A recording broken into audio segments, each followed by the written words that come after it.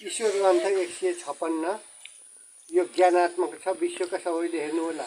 शिक्षा भनेको ज्ञानात्मक र विवेकात्मक हुनुपर्दछ र अध्यात्म, ज्ञान, विवेक र सभ्यता भनी जोडिएको हुनुपर्दछ।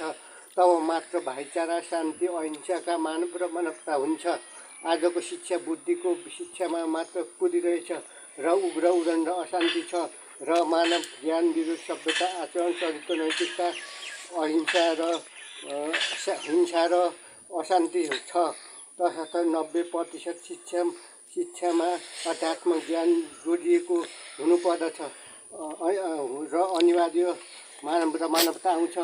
तब मात्र आजका युगमा मानव र मानवता, ज्ञान, विवेक, सभ्यता, आचरण, चरित्र, नैतिकता, भाइचारा र अशान्ति, मानवता रहन सक्छ। पर्वत यो गण्डकी प्रदेशका महान विद्वानमा रविन्द्र मकाज्यू, दिल्लीराम शर्मा, यम ढुङ्गाना, सदानन्द पौडेल पर्वतका गण्डकी प्रदेशका र विश्वका अध्यात्ममा सिस्टर शिवानी र राधिका दासीलाई मैले विदुषी घोषणा गरेको छु। लहरी ईश्वर सत्य फलवादी विधान पर्वत।